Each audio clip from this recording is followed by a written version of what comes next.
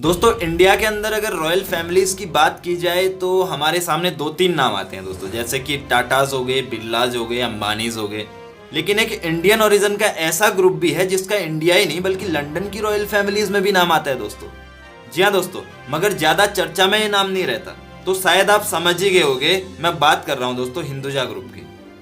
जी हाँ, Hinduja group London के top घरानों में से एक है और काफी बड़ा ग्रुप है दोस्तों।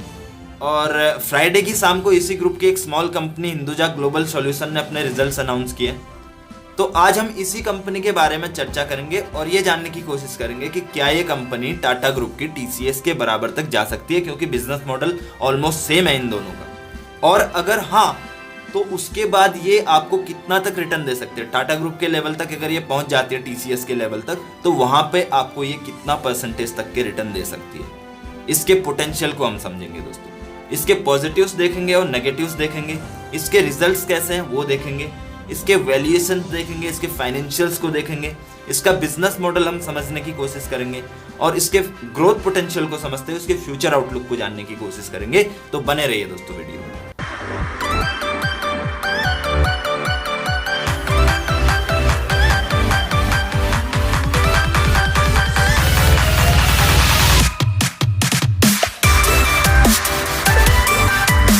तो दोस्तों इससे पहले कि हम हिंदुजा ग्लोबल सॉल्यूशन की बात करें, हमें हिंदुजा ग्रुप को समझना होगा।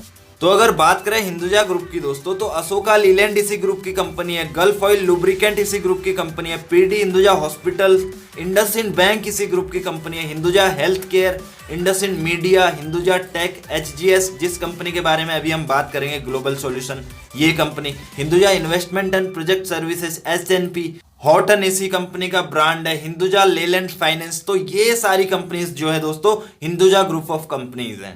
तो आप समझ सकते हैं दोस्तों कि कितना बड़ा ये ग्रुप है। अब बात करते हैं हिंदुजा ग्लोबल सॉल्यूशन की। इस कंपनी के बिजनेस के बारे में अगर बात करें दोस्तों, तो ये वर्ल्ड की 8 कंट्रीज के अंदर में बिजनेस करती है। USA, UK, Canada, UAE, India, Philippines और जमैका, इन सारी कंट्रीज के अंदर में ये कंपनी बिजनेस करती है दोस्तों। हिंदुजा ग्लोबल सर्विसेज एक आईटी बीपीओ कंपनी है और ये डिफरेंट सेक्टर्स को अपनी सर्विसेज वगैरह प्रोवाइड कराती है। अगर इसकी सर्विसेज की बात करें तो ये ऑटोमोटिव इंडस्ट्री में है, banking and financial, customer electronics, consumer package good, health care, insurance, public sector, retail and e commerce, telecom, travel and hospitality, in industries को ये कंपनी जो है अपनी सर्विसेज देती है। और अगर इसकी सर्विसेज को देखा जाए दोस्तों, तो अलग अलग कैटेगरीज में अपनी सर्विसेज प्रोवाइड कराती है। डिजिटल एक्सपीरियंस में इसकी सर्विसेज है, जैसे वेबसाइट डेवलपमेंट हो गया, मोबाइल एप्स वगैरह ये बनाती है, सीएक्स चैटबॉट्स वगैरह ये बनाती है, हेडलेस सीएमएस का इसका काम है, creative and production, digital asset management, इस तरीके का ये काम करती है दोस्तों। और ऑटोमेशन में ये है, जैसे लीन ऑप्स है, स्ट्रेटेजी है, प्रोसेस री इंजीनियरिंग है, ऑटोमेटेड इंटरप्राइजेज है, कॉग्निटिव ऑटोमेशन है, इंटरेक्शन ऑटोमेशन है। एक तरीके से एआई का जो है इसका पूरा का पूरा काम है दोस्तों। अगर आपको चाहिए कोई ऐसी कंपनी जो अच्छे ग्रुप से भी है और छोटी कंपनी भी है, ग्रोथ भी जिस कंपनी में है और वो फ्यूचर ओरिएंटेड भी है, एआई रिलेटेड है, तो ये कंपनी आपके लिए बेस्ट ऑप्शन है दोस्तों। और डेटा एनालिटिक्स का काम भी ये कंपनी करती है, क्लाउड वगैरह का काम ये करती है और अलग अलग तरीके के सॉल्यूशंस भी ये प्रोवाइड कराती है दोस्तों। ये इसके डिजिटल सर्विसेज हो गए।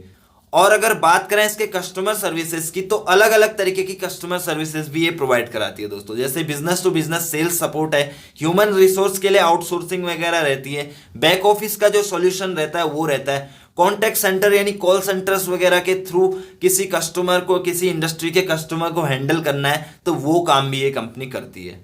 अब अगर बात करें दोस्तों हिंदुजा ग्रुप की हिस्ट्री की, तो पीडी हिंदुजा सर थे जिन्होंने इस कंपनी की शुरुआत करी थी, इस कंपनी को फाउंड किया था दोस्तों। 1919 में ये कंपनी ईरान में फर्स्ट टाइम अपना इंटरनेशनल बिजनेस स्टार्ट किया ईरान में इन्होंने।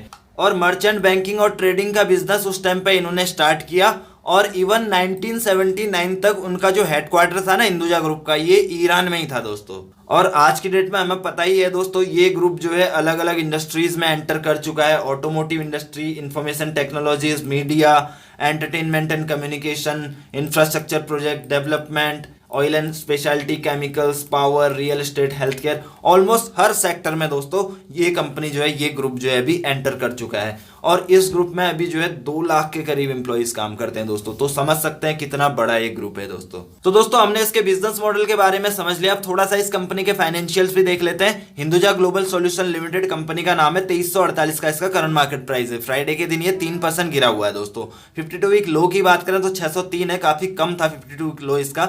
और 52 वीक हाई इसका 2643 है। मार्केट कैपिटलाइजेशन की बात करें तो 4902 करोड़ की ये कंपनी है। एंटरप्राइज वैल्यू इसका 5816 करोड़ है। नंबर ऑफ शेयर्स इसका 2.09 करोड़ है। प्राइस टू अर्निंग इसका अच्छा है 19.76। प्राइस टू बुक इसका 2.48 है।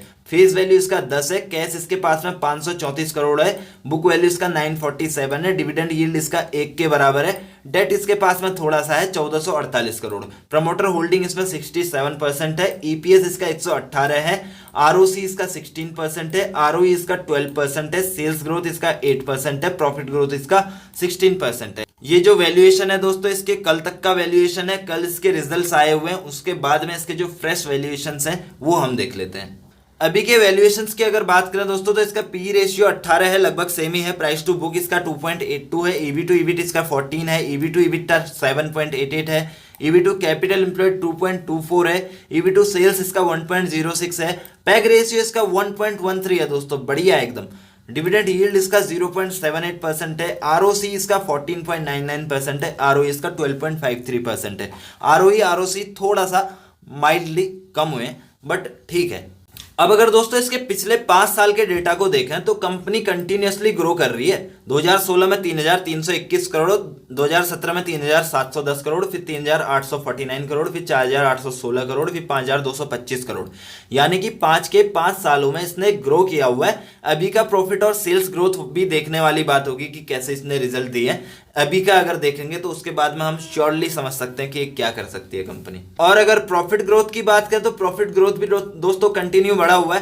थोड़ा सा 2019 में कम था, फ्लैट था एक तरीके से, बाकी ओवरऑल अगर देखा जाए तो बढ़ा हुआ है। अब हम अगर इसके current liabilities to current asset के रेशियो को भी देखेंगे तो 1.5 गुना हमको चाहिए होता है, लगभग 2 गुने के आसपास है। तो अच्छा है, बहुत अच्छा है दोस्तों। अब देख लेते हैं दोस्तों इसके क्वार्टरली रिजल्ट्स को कि उसमें इसने कैसा ग्रोथ दिया हुआ है, उसके बाद हम आगे की चर्चा करते हैं। तो दोस्तों हमेशा की तरह पहले हम इसके क्वार्टर ऑन क्वार्टर बेसिस का डेटा देखेंगे। दिसंबर के क्वार्टर को हमने लिया और मार्च के क्वार्टर को लिया हुआ है। दिसंबर क्वार्टर में इसका जो सेल था 1456 करोड़ था, जो बढ़ के 1563 करोड़ हुआ है, यानी कि 7% का ग्रोथ है इसमें। और ऑपरेटिंग प्रॉफिट में भी इसका ग्रोथ है, 206 करोड़ से 234 हुए हैं, यानी 13% का ग्रोथ। इंटरेस्ट इसने 21 करोड़ से 20 करोड़ किया, यानी कि 6% इसने इंटरेस्ट कम किया अपना, जो कि अच्छी बात है। नेट प्रॉफिट इसने 75 करोड़ से 131 करोड़ किया, यानी कि 74% का ग्रोथ है, अच्छा खासा। मार्जिन्स भी इसने थोड़ा बहुत इंप्रूव किए हुए हैं, यानी कि 0.82% का ग्रोथ। अब अगर बात करें इसके ईयर ऑन ईयर बेसिस के ग्रोथ की तो 4986 करोड़ से 5588 करोड़ हुए इसके रेवेन्यू, जिसमें 12% का ग्रोथ है। 666 से 773 करोड़ हुए इसके ऑपरेटिंग प्रॉफिट, जिसमें 16% का ग्रोथ है। 94 करोड़ से 88 करोड़ किया इसने इंटरेस्ट, यानी कि 6% इसने इंटरेस्ट ईयर ऑन ईयर पे भी कम किया है। एक्सेप्शनल आइटम में थोड़ा थोड़ा लॉस है दोनों ईयर में, इसको छोड़ देते हैं। नेट प्रॉफिट 201 करोड़ से 336 करोड़ किया, यानी कि 66% का ग्रोथ है। ऑपरेटिंग प्रॉफिट मार्जिन भी इसके जो है पहले की तरह ही जो है ये फ्लैट ही है, थोड़ा सा बड़े हुए हैं, तो अच्छी बात है दोस्तों। तो यानी कि अगर हम देख सकते हैं जैसे ये पिछले सालों में ग्रो करती आ रही थी, उसी तरीके से इस साल भी इसने ग्रो किया हुआ है दोस्तों, जो कि काफी अच्छी बात है। अब अगर बात करें दोस्तों इसके शेयर होल्डिंग पैटर्न की तो मेजोरिटी शेयर होल्डर प्रमोटर ही हैं, जिनका 67.2% का स्टेक इसमें है। प्लेज वगैरह कुछ भी नहीं है। म्यूचुअल फंड्स का इसमें स्टेक नहीं है। एफआईएस का इसमें 11.16% का स्टेक है दोस्तों। एक स्मॉल कैप है, उसके बावजूद भी एफआईएस का स्टेक है। स्मॉल कैप बड़े ग्रुप को बिलोंग करने का ये फायदा रहता है दोस्तों, जल्दी ग्रोथ मिलती है उसको, क्योंकि जो फंड्स वगैरह होते हैं वो जल्दी एंटर करते हैं ऐसी कंपनीज में। प्रमोटर विद हाईएस्ट होल्डिंग की बात करें तो हिंदुजा ग्रुप लिमिटेड का इसमें 32.8% का स्टेक है। हाईएस्ट पब्लिक शेयर होल्डर की बात करें तो fidelity fund Asian smaller companies pools का इसमें 4.2% का स्टेक है। इंडिविजुअल इन्वेस्टर्स यानी कि एचएनआईज वगैरह का इसमें 14.73% का स्टेक है दोस्तों। अब देखें अगर इसने पास्ट में कैसा परफॉर्म किया हुआ है दोस्तों, तो एक दिन में भी ये गिरा हुआ है स्टॉक, फ्राइडे के दिन में भी, 1 वीक में भी गिरा हुआ है। 1 मंथ में 41% की रिटर्न दिया इसने, 3 मंथ में 96%, 6 मंथ में 119%, ईयर टिल डेट में 108%, 1 ईयर में 286%, 2 ईयर में 276%, 3 ईयर में 168%, 4 ईयर में 313%, 5 ईयर में 467%, 10 ईयर में 492%। यानी कि हर टाइम फ्रेम में इसने जो है कंसिस्टेंट रिटर्न दिए हैं दोस्तों। ये खासियत होती है बड़े ग्रुप की कंपनी में इन्वेस्ट करने की। इसका एक पॉइंट नेगेटिव मेरे को ये दिखा दोस्तों, अभी ये कंपनी एएसएम लिस्ट में है। अब एएसएम लिस्ट में होना मतलब कंपनी खराब है ऐसा नहीं है। एएसएम लिस्ट में होना बोले तो अगर कंपनी का स्टॉक जो है काफी जल्दी जल्दी तेज में बढ़ जाता है तो सेबी की निगरानी में आ जाता है फिर स्टॉक। उससे क्या होता है कि सेबी एएसएम लिस्ट में इसको डाल देती है और इसमें कोई इनसाइडर ट्रेडिंग तो नहीं हो रही है या फिर कोई ऑपरेटर तो नहीं है, ये चीज चेक करी जाती है। तो जैसा कि हमें पता है एक बड़े ग्रुप से बिलोंग करती है दोस्तों, उनके पास अपने लिए टाइम नहीं है तो इनसाइडर ट्रेडिंग वगैरह क्या करेंगे, और पैसे की भी कोई ऐसा कमी भी नहीं है उनके पास में, काफ़ी बड़ा ग्रुप है। और दूसरा ऑपरेटर वगैरह रहते हैं तो कोई दिक्कत नहीं है। हम तो मेन चीज क्या एनालिसिस करते हैं, कंपनी के बिजनेस मॉडल का हम एनालिसिस करते हैं। आप खासकर मेरे अगर वीडियोस आप कंटिन्यू देखते होंगे तो आप एनालिसिस आपने भी किया होगा मेरे वीडियोस का, कि मैं ज्यादा पोर्शन अपना बिजनेस मॉडल के ऊपर देता हूं। मुझे कंपनी के बिजनेस मॉडल को जानने में ज्यादा इंटरेस्ट रहता है कंपेयर टू उसके फंडामेंटल्स या टेक्निकल्स। वो भी अपने जगह जरूरी है, लेकिन पहले हमें एटलीस्ट ये पता होना चाहिए कि कंपनी क्या बिजनेस करती है और इस बिजनेस में कितना ग्रोथ है। वो भी अगर देखो, हर किसी का इंटरप्रिटेशन का तरीका अलग अलग होता है, हर कोई अलग अलग तरीके से इंटरप्रेट करता है। मैं इसलिए आपको वेबसाइट पे कंपनी की ले जाके दिखाता हूं सामने के सामने की ये चीज है, तो आपको क्या सामने से ज्यादा समझ आ जाता है, ट्रस्ट बनता है उस चीज से। तो इसलिए जो है मैं बिजनेस मॉडल पे ज्यादा फोकस करता हूं। तो अच्छे ग्रुप की अगर कंपनी है तो वो एएसएम लिस्ट में भी है तो थोड़े दिनों में वो आ जाएगा। और इवन उसके अगर फंडामेंटल भी खराब है, जैसे टाटा ग्रुप की काफी एक आध दो कंपनी थी जिनके फंडामेंटल खराब थे, लेकिन फिर भी ग्रुप अच्छा है तो उसके फंडामेंटल सही होने में ज्यादा टाइम नहीं लगता। मेन इंपैक्ट होता है कि किस ग्रुप से जो है कंपनी वो बिलोंग करती है और उसके बिजनेस मॉडल में कितना ग्रोथ है। एंट्री पॉइंट की अगर बात करें तो अच्छा पॉइंट है एंट्री के लिए, डिविडेंड वगैरह अच्छा देती है कंपनी, रिटर्न एफडी से भी अच्छे इसने रिटर्न दिए हुए हैं, इंट्रिंसिक वैल्यू से भी वैसे ऊपर है इंट्रिंसिक वैल्यू से अगर देखा जाए तो। वैसे डिविडेंड भी अच्छा दे रही है और कंपनी के स्टॉक प्राइस में भी अप्रिसिएशन है, तो why are we waiting for, फिर लेट्स इन्वेस्ट। चलिए इसके चार्ट्स वगैरह देखते हैं और इसको टीसीएस से कंपेयर करते हैं। दोस्तों ये स्टॉक ऐसा है, इसके लिए हमें लेवल्स वगैरह देखने की जरूरत नहीं है। जहां पे भी गिरावट हो, जैसे कल गिरावट हुई है, खरीदो इसको। ये लॉन्ग रन के स्टॉक होते हैं दोस्तों। अब इसकी बात करें टीसीएस की, इसका मार्केट कैप कितना है, 4000 करोड़ का मार्केट कैप है। टीसीएस का 12 लाख करोड़ का मार्केट कैप है। अगर आप टीसीएस को इससे कंपेयर करते हैं, मान लो अब ये टीसीएस के बराबर ओवरनाइट नहीं हो जाएगी, इसको टाइम लगेगा, आपको टाइम देना पड़ेगा इस कंपनी के स्टॉक को, 20 साल 30 साल। इवन आप अपने रिटायरमेंट के लिए 1 लाख रुपए डाल के रख दो, इसमें टीसीएस के बराबर करोड़ों रुपए में रिटर्न देगी दोस्तों। ये मैं कह रहा हूं आपसे दावे के साथ में। आपको बुढ़ापे में रिटायरमेंट के बाद में कुछ करने की जरूरत नहीं है, पेंशन प्लान आप इसको बना लो एक एसआईपी के तरीके से। हर महीने इस कंपनी का एक एक शेयर या इस कंपनी के कुछ पोर्शन आप 2-3 महीने के अंदर में एक शेयर इस तरीके से भी अगर खरीदेंगे, मैं कह रहा हूं आपको दावे के साथ में, लॉन्ग रन में टीसीएस बनेगी। अगर टीसीएस बनती है तो देखो कितना इसका ग्रोथ होता है, 4000 करोड़ कहाँ 12 लाख करोड़, 300 गुने का रिटर्न दे देगी दोस्तों ये। आप अगर 1 लाख इसमें इन्वेस्ट करते हैं, 3 करोड़ का रिटर्न ये दे सकती है ना। अच्छे ग्रुप से बिलोंग करती है कंपनी। और टीसीएस ये है, जैसा कि मैंने बताया, ओवरनाइट नहीं बनेगी, थोड़ा आपको टाइम देना पड़ेगा। हर गिरावट में इस कंपनी में इन्वेस्ट करो, कोई भी फॉल आता है वहां पे इन्वेस्ट करो, ये चीज है।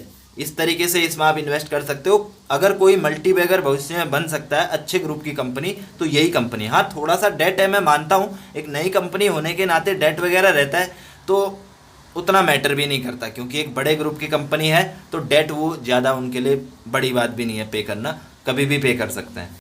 तो लेवल्स वगैरह मेरे को बताने की जरूरत नहीं है, वॉल्यूम्स भी अच्छे खासे आ रहे हैं, मार्केट का इंटरेस्ट भी इस शेयर के अंदर में बना हुआ है। आप देख रहे होगे 52 वीक लो इसका 600 था यार, वहां से काफी आगे बढ़ चुका है। अगर आप लॉन्ग टर्म के लिए देख रहे हो ना तो ये चीजें मत देखो। ऐसा समझ आता है अगर हम 1 महीने 1 साल 2 साल के लिए इन्वेस्ट कर रहे हैं, अगर हम बुढ़ापे तक के लिए इन्वेस्ट कर रहे हैं। देखो हर तरीके का पोर्टफोलियो होता है हमारे पास। कुछ होते हैं कि टाइम टाइम पे जिसमें प्रॉफिट बुक करते रहना चाहिए, कुछ होते हैं लेके रख दो बस उसको छोड़ दो, ठीक है। ये ऐसा स्टॉक है कि लेके रख दो और छोड़ दो। ये हो गया जुबिलेंट फूड हो गया, 2-3 स्टॉक्स मैंने पहले भी शेयर किए हुए, मैं कार्ट में डाल दूंगा, आप चेक कर सकते हो आई बटन पे।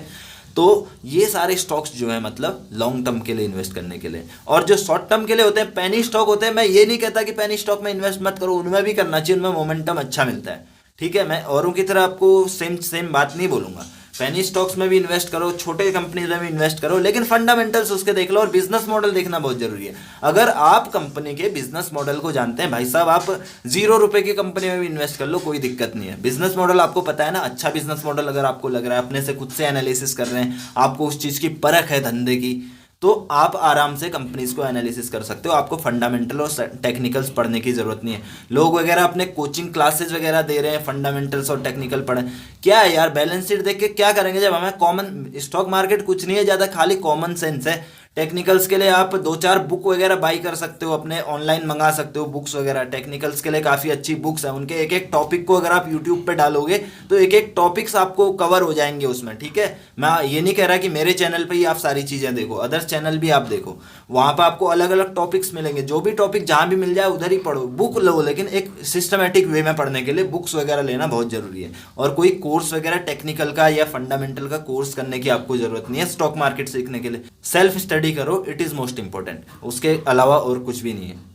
अब इन्वेस्टिंग के लिए दोस्तों मैं एक सलाह आपको दूंगा कि आप जो अपनी इन्वेस्टिंग है लॉन्ग टर्म के लिए जो अपने पोर्टफोलियो में स्टॉक रखते हैं ना, वो अपने बैंक के साथ ही वो अकाउंट खुलवाओ। आप वो नॉर्मल ट्रेडिंग अकाउंट मत खुलाओ। अगर आप अपने लॉन्ग टर्म के लिए रख रहे हैं, वो फिजिकल शेयर वगैरह भी मिल जाते हैं और आप बैंक में जाके भी ले सकते हो, वो सबसे अच्छा रहता है। लेकिन आप शॉर्ट टर्म की अगर ट्रेडिंग करते हैं तो उसके लिए भी 2 सेपरेट अकाउंट आप बनाओ, एक पेनी स्टॉक्स के लिए, एक नॉर्मल स्टॉक के लिए। नॉर्मल स्टॉक्स के अगर पोर्टफोलियो में आप पेनी स्टॉक्स को डालने लगोगे ना, तो क्या लगता है कि पेनी स्टॉक्स में थोड़ा जल्दी जल्दी रिटर्न आता है, तो आपको लगेगा यार ये अच्छा रिटर्न दे रहा है, इसको और बाई कर लेता हूं, तो मेंटेलिटी चेंज हो जाती है। एक नियम बना रहना चाहिए कि मेरे को इस पोर्शन में इतना इन्वेस्ट करना है, इस पोर्शन में मेरे को इतना इन्वेस्ट करना है, वो एक सिस्टमैटिक तरीके से होना चाहिए। बड़े स्टॉक्स अगर आप बाई कर रहे हो उसके लिए अलग पोर्टफोलियो रखो, चाहे शॉर्ट टर्म के लिए हो, और छोटे स्टॉक्स के लिए अलग पोर्टफोलियो रखो। टोटल आपके जो है अकाउंट होने चाहिए 3, है ना। अगर आपको डीमैट अकाउंट खुलवाना है, इंडिया के नंबर 1 ब्रोकर के साथ में अगर खुलवा सकते हो आप, हमारे डिस्क्रिप्शन में आपको लिंक मिल जाएगा। जीरोधा जो है अच्छा ब्रोकर है। अदर्स में भी आप अगर कोई जान पहचान है तो खुलवा सकते हैं, काफ़ी अच्छी बात है। तो आप 3 अकाउंट तो आपके पास मस्ट होने चाहिए, 3 नहीं तो 2 भी कम से कम होने चाहिए। आप लॉन्ग टर्म के पोर्टफोलियो में शॉर्ट टर्म के भी थोड़ा अच्छे क्वालिटी के शेयर रख सकते हो, बट अगर पेनी स्टॉक्स एक साथ में रखोगे, तीनों को एक साथ में कर दोगे तो खिचड़ी हो जाएगा, फिर समझ नहीं आएगा आपको क्या करना है क्या नहीं करना है, ओवर डाइवर्सिफाइड हो जाएगा। तो दोस्तों आई होप कि आपको वीडियो इन्फॉर्मेटिव लगा होगा। वीडियो अच्छा लगा तो लाइक कीजिए, शेयर कीजिए अपने दोस्तों के साथ में, और चैनल को सब्सक्राइब कीजिए अगर आपको ऐसे ही जेन्युइन कंटेंट चाहिए तो। और अगर आपकी कोई क्वेरीज है, कोई सलाह है, कोई सुझाव है तो कमेंट कीजिए या मुझे मेल कीजिए।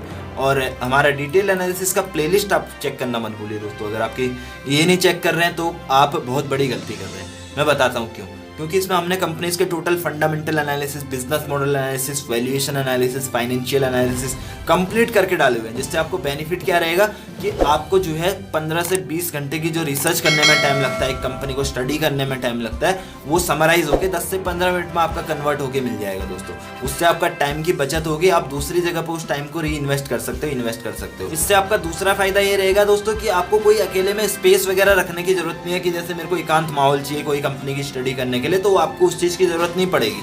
क्या होता है, कहीं आप ट्रैवल कर रहे हैं उस टाइम पर हमारे वीडियोस आप देख सकते हैं, किसी का वेट कर रहे हैं उस टाइम पर हमारे वीडियोस आप देख सकते हैं, तो उससे आपके टाइम की वैल्यू होगी दोस्तों, आपका टाइम का अच्छा खासा यूटिलाइजेशन होगा। आज हम जो टाइम इन्वेस्ट कर रहे हैं वही सबसे बड़ा इन्वेस्टमेंट है दोस्तों। मनी इन्वेस्ट करने के लिए आपको आइडियाज़ काफ़ी मिलते रहेंगे, है ना। टाइम आपको कहाँ इन्वेस्ट करना है वो आपके दिमाग में होना चाहिए, आप ही वो डिसाइड कर सकते हो। You are the owner of your future. तो टाइम बहुत इंपॉर्टेंट है दोस्तों, इसका खुद से भी ज़्यादा आप ध्यान रखिए। और thank you so much for watching this video till the end.